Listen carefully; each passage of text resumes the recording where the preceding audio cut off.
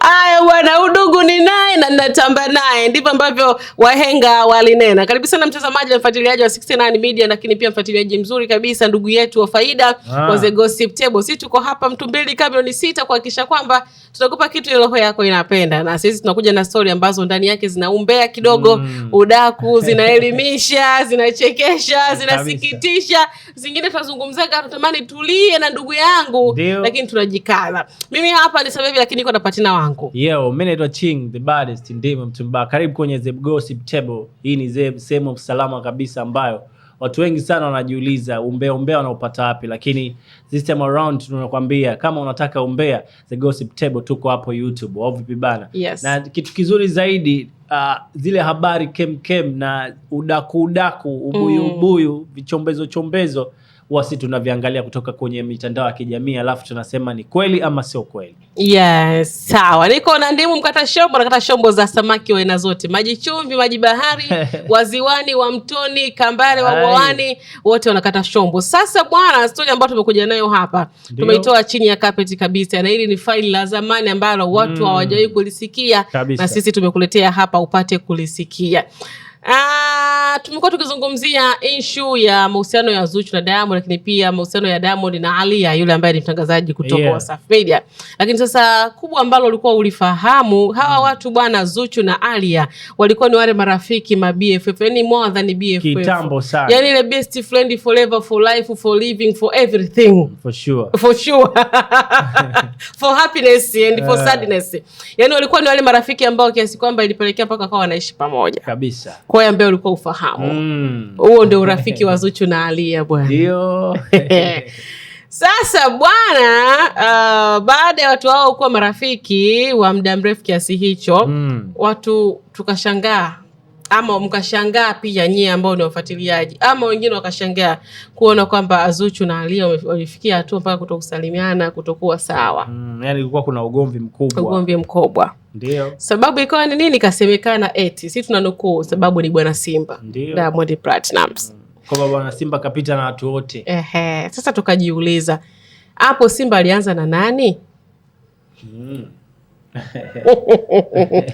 Mimi nimeweza kuwasilisha hivyo, lakini nalikabidhi kwa msemaji wangu, msemaji wa familia. Ukweli ni kwamba story kwamba ambayo mimi nimeweza kuiona kwamba Liza alikuwa anazungumza kuhusiana na Alia pamoja na Zuchu. Liza ni producer ambaye anatokea WCB na nadhani ndio producer namba 1 au producer namba 1 Tanzania ambaye ameweza kutengeneza hit song sana pale WCB. Lakini pia tukaja tukapata story kuhusiana kwamba Zuchu alikuwa halali pale studio. Unaelewa, alikuwa analala kwa BFF wake ambaye ni nani?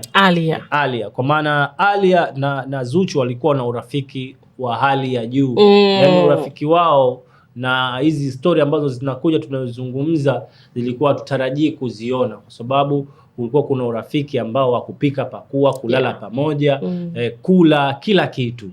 Kwa hiyo wote walikuwa wanafanya kazi kwenye department tofauti. Zuchu alikuwa kama ni under WCB ambaye anataka kusainiwa, watu wameona kipaji, Diamond akaona huyu. Lakini Alia yeye alikuwa ni mtangazaji ambaye yeye ndo alikuwa na zile habari nini, ni maana ni mtangazaji kabisa. Na baadaye tukasikia kwamba Zuchu na Alia ni marafiki wa muda mrefu, ambaye Zuchu bila ya Alia, yani inawezekana hata safari za kutoka kwenda sehemu wanasindikizana. Lakini tukasikia ugomvi na nini. Lakini hapo sasa Liza amekuja, ameingiaje? Liza akawa kuna hii story ya Mac Voice ambayo ina trend sana kuhusiana na Liza, kuhusiana na Mac Voice, kwamba yeye alikuwa hajapewa hata nyumba na lala chini studio. Kwa hiyo ndo zikaja story kwamba huyu namzungumzia Zuchu na Alia walikuwa hajapewa nyumba na Diamond. Alikuwa na yeye kama tuchukulie kama Mac Voice tu, umeelewa? Yani watu walikuwa wanamtafutia namna Harmonize kumziba kifua kwamba hajafanya makosa yoyote. Sijui umeelewa vizuri. Kwa hiyo tukaja tukaona kwamba sasa mafaili ya Zuchu kwamba na yeye kusainiwa pale, alikuwa akupewa nyumba, kwa sehemu ya kulala, yani kuna baadhi ya vile vitu hakuwa navyo, yani alikuwa analala kwa shoga yake ambaye ni Alia. Yes. Haya bwana, sasa mimi tu hapo bado najiuliza kama Zuchu na Alia walikuwa marafiki kipindi ambacho Zuchu yuko hiyo chini ya carpet. Ndio. Najiuliza kipindi hicho Simba Dangote alikuwa tayari ameshaanza kuwa na ukaribu ule wa kimahusiano na Alia. Tuelewe vizuri. Yeah. Kwa kiasi kwamba labda kwa sababu akatokea Zuchu kaanza kudate ndio maana ikawa sababu ya bifu la Zuchu na Alia. Kwa sababu hata Liza alipokuwa akizungumza aliulizwa kwa nini sasa Zuchu na Alia ilitokea wakawa na sintofahamu.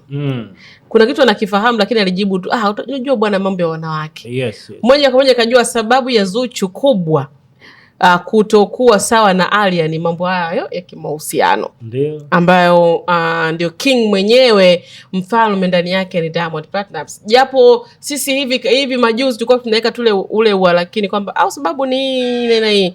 Hasa baada ya mimi kujua kama hawa watu kumbe walikuwa ni marafiki wa kushibana, pika pakua, njoo uishi kwangu, lala kwangu, kila kitu tutafanya pamoja. Baadaye inawezekana sababu ya kutokuwa na urafiki tena ule kuvunjika kama zamani ni hayo mahusiano. Japo sisi hatukujua kama walikuwa na urafiki. Tulijua tu kwamba ni watu ambao labda wamefanya kazi sehemu moja. Kwa hiyo wamekuja wamemshare bosi, kwa hiyo kunuiana lazima. Yeah. Kumbe bwana walikuwa ni marafiki ambao wanaishi pamoja. Unaona, lakini sasa ndio mwisho wa siku wakaja wakafikia hiyo hatua. Mimi nadhani hatua ambao walikuja kaifikia Zuchu na Alia haikuwa nzuri kama wao walikuwa ni marafiki. Hakukuwa na haja ya kuwekeana mabifu mpaka mitandao inajua. At least tu wangeongea tu vizuri. Na sababu nyingine, kama Simba alikuwa anajua kama Zuchu na Alia ni marafiki, kwa nini tena alitengeneza kitu kingine hapo? Mimi kwa kitu ambacho mimi nakiona hapo. Ndio. Mimi tuanze kuredesa siku nyuma kwamba Alia na Zuchu nani aliwahi kufika pale mwanzo? Alia.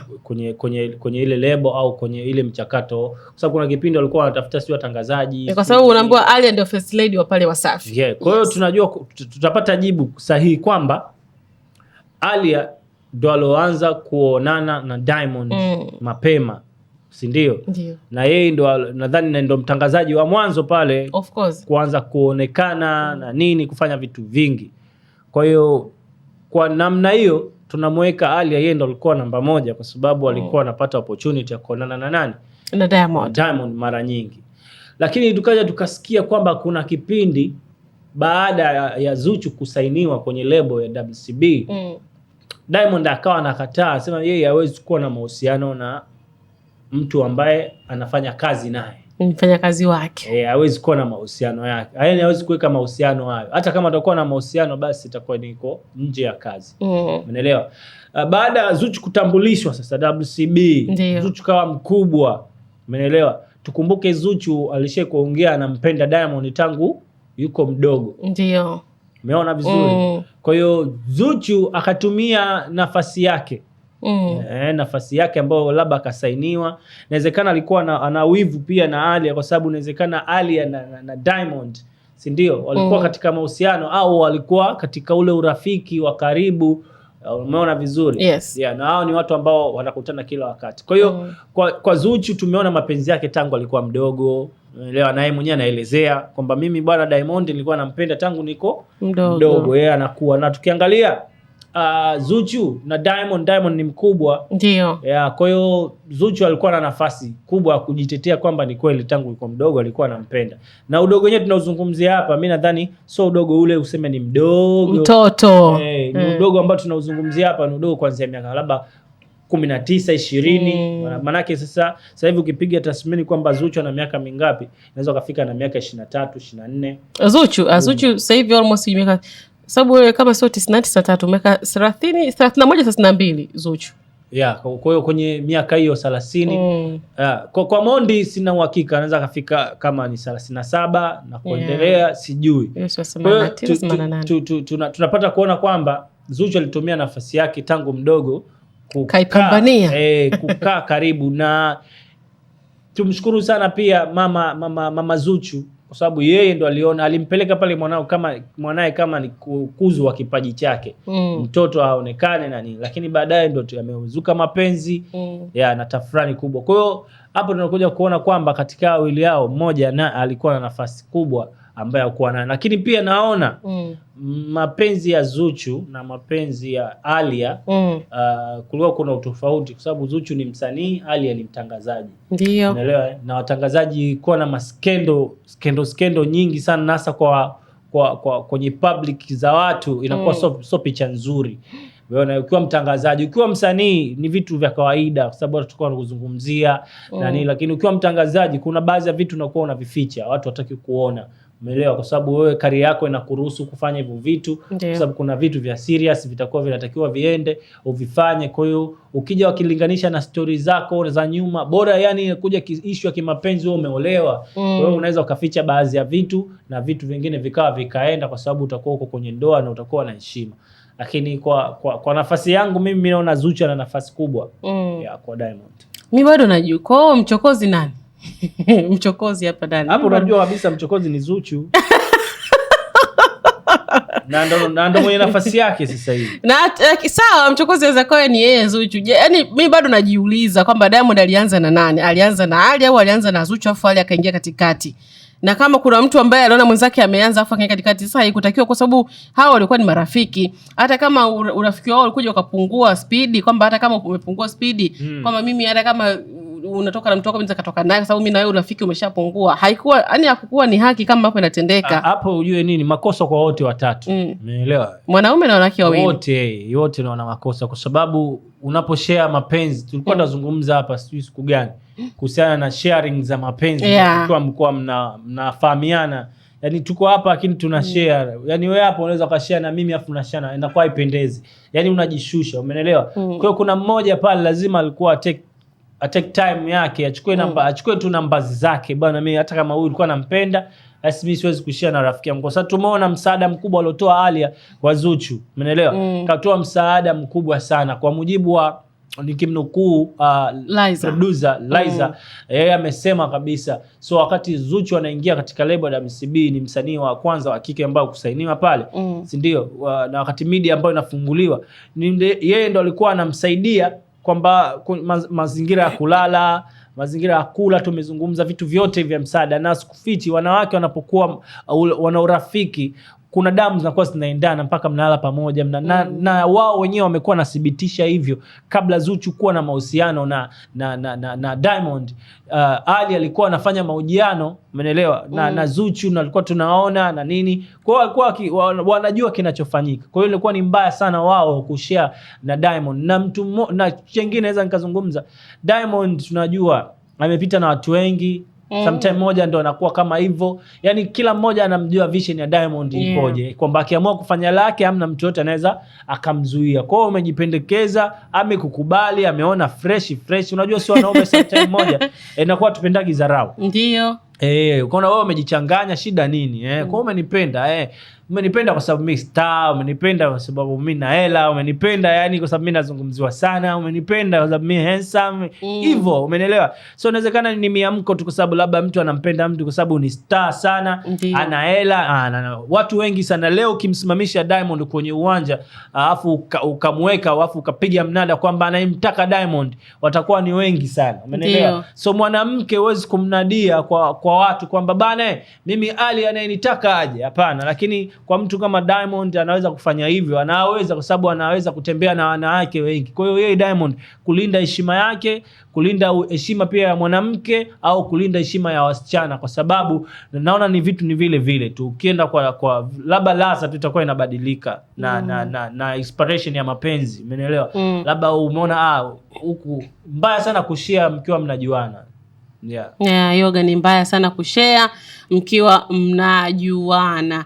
Ila mimi kwenye hili swala naona kama familia ya Diamond nayo pia imechangia hapo kidogo. Kwamba yani kugongelea msumari kwamba Ali na Zuchu siwe sawa. Mimi naona ule upendeleo. Mimi naona issue ipo kwa Diamond mwenyewe. Sio familia. Kwa Diamond mwenyewe, kwa sababu kama familia imekuwa upande mkubwa sana sasa hivi wa Zuchu. Umeelewa? Na tunavyozungumza sasa hivi hatujui kwamba wote wana share au kila mmoja anafanya mambo yake, kwa sababu kwa Zuchu si tunajua kwa sasa hivi Zuchu yuko na Diamond popote. Na hivi karibuni tulisikia skendo kwamba yani ndo story ndo zile kwamba Mondi hajatulia, Akiamua kutulia tunajua. Leo yuko na Zuchu, tunafahamu official kwamba Mondi sasa hivi anatoka na Zuchu. Na ndo mtu wake, na tumeona hata Valentine Day tungemwona Ali pale kwenye Valentine, lakini kwa nini tumemwona Zuchu? Na alikuwa anataka kuzungumza Mondi pale, aliambiwa bwana vipi, akazungumza mimi nampenda sana. Kwa hiyo pale nahisi kama ile Ali akasha move on, anafanya mambo yake. Okay. Sawa, tukiwa tunamalizia Ching, tuigusie hii kidogo kuhusiana na Macky Voice. Liza pia alizungumza kuhusiana na Macky Voice. Akazungumzia issue Macky Voice kwamba kumbe Macky Voice naye hizi bilinge naye pia kuna vitu ambavyo amevikosea. Unaambia kuna kipindi kile cha issue za kuulizwa kuhusu shows na nini, alipigiwa simu hivyo na hivyo. Sikuje group akatuma voice note ya matusi na left group. Ni Macky Voice. Liza kaizungumza hiyo. Unajua kumrazi, unajua iko vipi? Siku zote bana, ndo kama tukasema kwamba ukiwa unazungumza kwenye media, ndio utazungumza kwa upande wako, kwa vile vitu ambavyo vimekugusa au ulifanyiwa vikiwa vya ukweli ama vya uongo. Unaelewa? Sisi tutaamini kwa vile ambavyo wewe unachokisema, kwa sababu tunakuwa hatuwezi kutunga tena hapo. Tunakuwa tunanukuu tu maneno yako ambayo wewe umezungumza. Kwa mujibu wa Macky Voice, the way alivyokuwa anaongea, umeelewa? Ameongea kuhusiana na Rayvanny. Kuna baadhi ya pesa zake zilikuwa zinaingia kwenye social media. Vanny anamwambia hujaingiza hata 100. Hiyo ya kwanza tuchukue. Ya pili kwamba Vanny hamjui hata mama yake Macky Voice. Nadhani hivyo vitu ndio pointi sana kwa kuviangalia. Ya tatu kwamba baadaye mama anaumwa, si ndio? Mkubwa anaumwa, ukiacha mambo yote ya si binadamu, unafika wakati lazima familia zitegemee na sisi tuwe vichwa vya familia kama wanaume. Mkubwa anaumwa, alienda kwa Rayvanny akamwambia mimi sina kitu na nini, umeelewa? Jamaa ndo akaamua kufanya mishemishe zake ya chaka kuchaka. Lakini pia kwa upande sasa hiyo Liza amesema kuna baadhi kuna voice ilisikika ambayo hiyo voice Macky Voice alikuwa anatukana mambo mengi, aka left group. Macky Voice kwa upande wake sijajua kama hizo voice sijasikia maana yake.